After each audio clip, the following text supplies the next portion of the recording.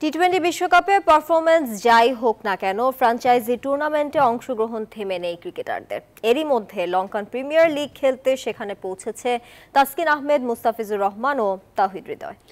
এদিকে আগামী মাসের শেষে কানাডার অনুষ্ঠিত গ্লোবাল টি-20 লিগের আসরে খেলতে যাচ্ছেন সাকিব আল হাসান, রিশাদ হোসেন এবং মোহাম্মদ সাইফুদ্দিন। তবে সবচেয়ে গুরুত্বপূর্ণ বিশ্বকাপের পারফরম্যান্স নিয়ে বোর্ড মিটিং হবে আগামী মঙ্গলবার।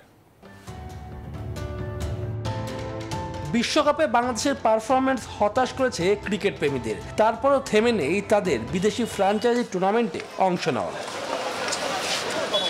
মার্কিন যুক্তরাষ্ট্র থেকে ফিরতে না ফিরতেই লঙ্কান প্রিমিয়ার লিগে খেলতে গেছেন তাসকিন আহমেদ, মুস্তাফিজুর রহমান এবং তাওহিদ হৃদয়। প্রথমবার যাচ্ছি এলপিএল খেলতে, দোয়া করবেন সবাই যাতে সুস্থ থাকি, ভালো ইনশাআল্লাহ। আগে থেকে তো সবাই খেলে, এখন একটু প্লেয়াররা বেশি খেলতেছে, আশা করি সামনে আরো সবাই খেলবে ইনশাআল্লাহ। সব জায়গায় ভালো করলে সব জায়গায় অপরচুনিটি আসবে।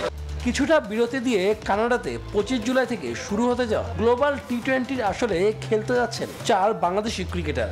সে দলে আছেন জনপ্রতিনিধি সাকিব আল হাসান। তাদেরকে পুরো আসরে খেলার অনুমতিও দিয়েছে বিসিবি। ওরা অনেক গ্লোবাল টি-20 খেলবে, তো গ্লোবাল টি-20 এবং শ্রীলঙ্কান এখানে ওদের ফ্র্যাঞ্চাইজি লিগে আরও আমাদের 4 জন খেলছে এখানে।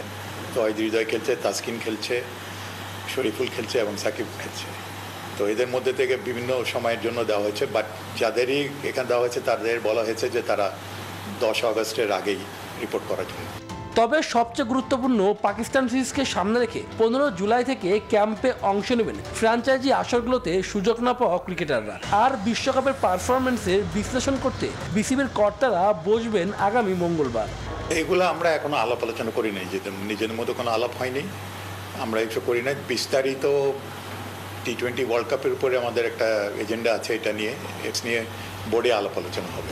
জানা গেছে বিশ্বকাপে সাকিব মাহমুদুল্লাহ রিয়াদের পারফরমেন্স নিয়ে নাখোশ বেশিরভাগ বোর্ড পরিচালক। শুভদেবনাথ, নিউজ 24।